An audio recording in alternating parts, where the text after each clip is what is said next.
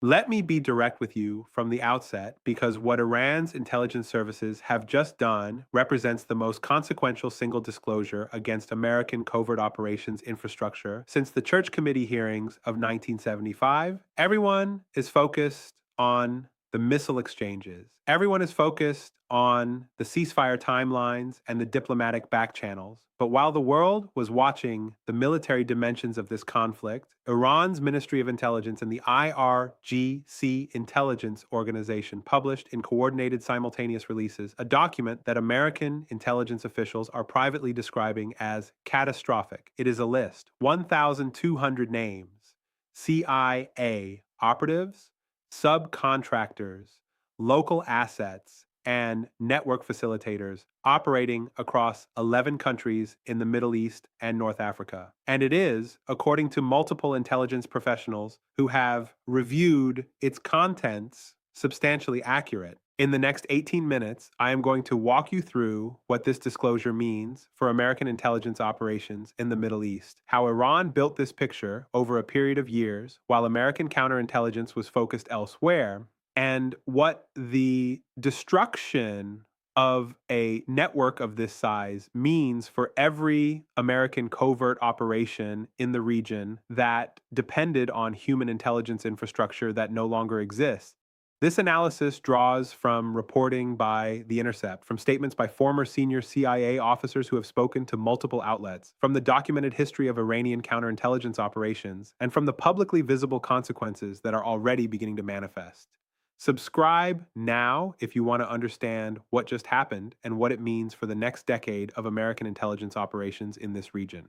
To understand the magnitude of what Iran has published, we need to understand what a human intelligence network actually is, and why building one takes so long, and why losing one is so devastating. The CIA does not primarily operate through the kind of dramatic, direct action missions that populate American popular culture. Its most important work, the work that drives strategic decision making, that provides warning of coming events, that shapes how American policymakers understand the countries and actors they are dealing with, is done by people, local people, citizens of the countries being covered, people who have been recruited, trained, managed, and protected over years and sometimes decades by CIA case officers who are themselves operating under official or non-official cover. Recruiting a reliable human source inside a hostile government or organization takes years. Establishing the relationship, testing the reliability of the information being provided, managing the security protocols that protect the source and the handler, building the network of cutouts and intermediaries that creates operational distance between the source and American intelligence. A mature, productive human intelligence network is a decade-long institutional investment. The 1,200 names on Iran's list represent, by any reasonable estimate, between 40 and 60 years of accumulated CIA investment in the Middle East region, and it is gone. Announcement number one, the verification problem. And this one matters more than anything else because it is the element that transforms a propaganda exercise into an intelligence catastrophe. The first reaction from American officials and from American media commentators has been to question the accuracy of the list. This is the standard response to any hostile intelligence disclosure of this kind, and it is not unreasonable as an initial analytical posture. States publish disinformation. Intelligence services fabricate documents. The instinct to verify before accepting is professionally sound. The problem is that the verification is already happening involuntarily in real time. Multiple individuals named on the list have been detained in the countries where Iran's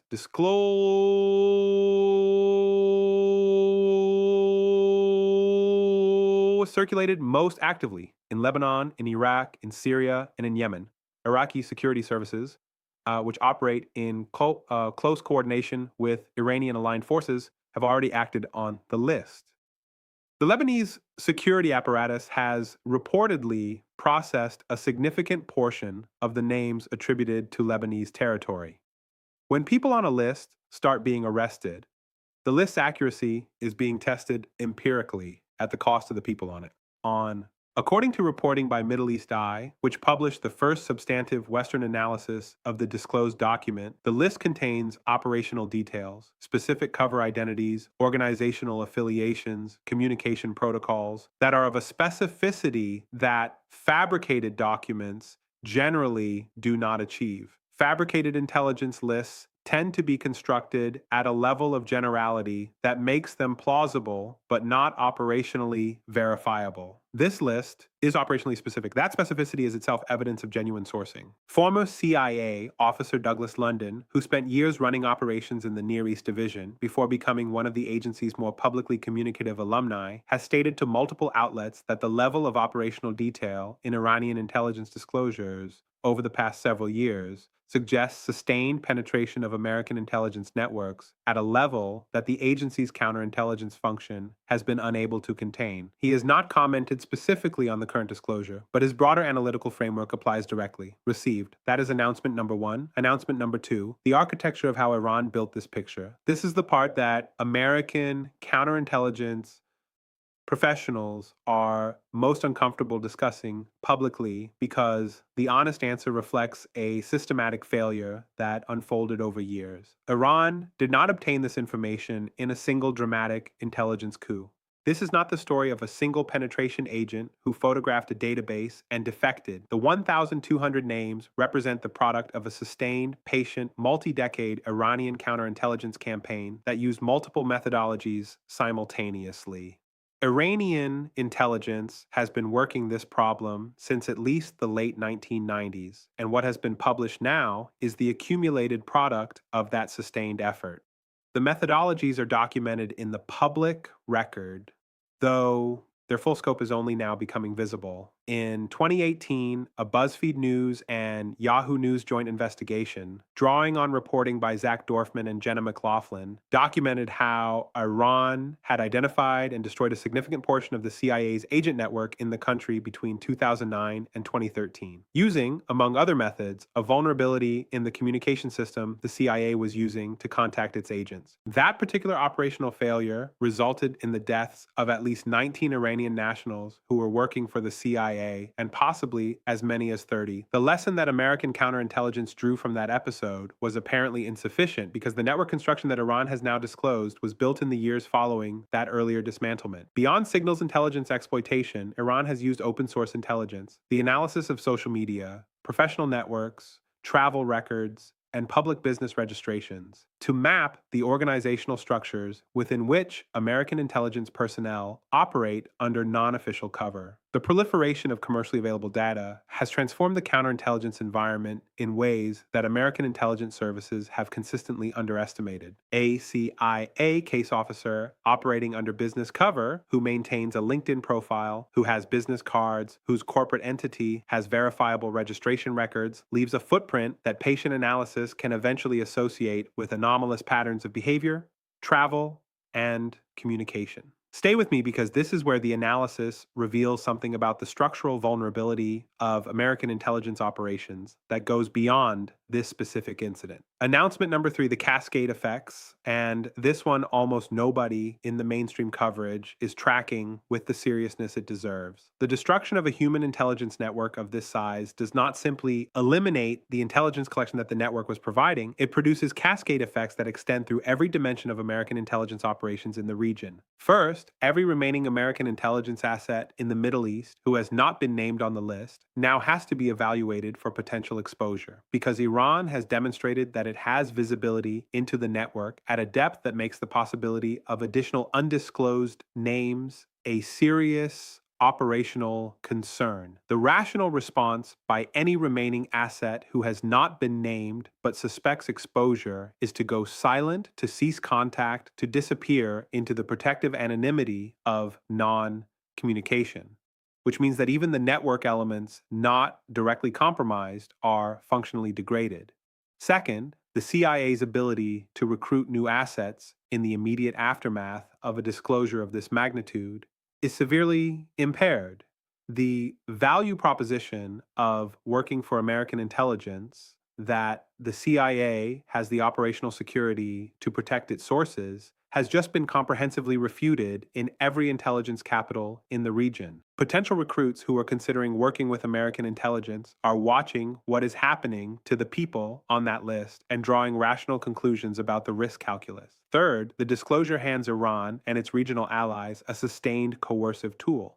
Any individual, organization, or government in the region that has had contact with American intelligence, even innocuous contact, even contact that does not appear on the published list, now has to calculate how Iran might use the information it holds to pressure, coerce, or manipulate them. The intelligence map Iran has published is not just a static disclosure, it is the foundation for an ongoing influence and coercion operation. Now, let us talk about what the mainstream media narrative is missing, because there are two framings of this story, and only one of them is honest. The first framing is the one you will find in most American outlets. Iranian propaganda claims to be verified. American officials push back. Story becomes a debate about the accuracy of the disclosure. This framing is designed to maintain uncertainty, while American counterintelligence works the problem. It is institutionally understandable. It is also, if the field reports from Iraq and Lebanon are accurate, increasingly untenable as a public position. The second framing, the one that the facts is currently documented support, is that the CIA has sustained the most significant compromise of its human intelligence network in the Middle East since the Church Committee era. That this compromise was the product of sustained Iranian counterintelligence work that American services failed to detect or disrupt, and that the operational consequences are going to shape American intelligence capability in the region for years, not months, years. Think carefully about what this means. American foreign policy in the Middle East depends on intelligence. The decisions that American policymakers make about Iran, about Iraq, about Lebanon, about Yemen, those decisions are shaped by what the intelligence community tells them about what is happening inside those countries. When the human intelligence architecture that provides that picture is systematically dismantled, the quality of the intelligence degrades. And when the quality of the intelligence degrades, the quality of the decisions degrades with it. The historical parallel here is the Cambridge Five, the Soviet penetration of British intelligence that ran from the 1930s through the 1950s, and that resulted in the deaths of British assets across multiple theaters, the compromise of British intelligence sharing with American partners, and a years-long institutional crisis that reshaped British intelligence services at their foundations. The parallel is not about ideological motivation, it is about structural consequence. What happens to a state's strategic decision-making capacity when its intelligence infrastructure is systematically penetrated and its most sensitive operational secrets are in adversary hands? So, where does this leave us? Three paths. Path 1, successful damage containment. American counterintelligence succeeds in establishing the full scope of the compromise, protecting remaining network elements, and beginning the long process of rebuilding human intelligence infrastructure in the region through methods that are more resistant to the collection techniques Iran has demonstrably mastered. This path takes a minimum of 7 to 10 years and requires a level of institutional self-criticism that intelligence agencies are not naturally inclined to perform. It is achievable but requires sustained commitment. Path 2, operational blindness. The CIA fails to accurately scope the compromise, operates under the assumption that its remaining network elements are clean when some are not, and continues to make intelligence assessments based on a picture that is being partially shaped by Iranian awareness of what American intelligence is and is not seeing. In this scenario, the damage from the compromise extends well beyond the names on the published list and includes the subtler damage of intelligence that has been allowed to remain in place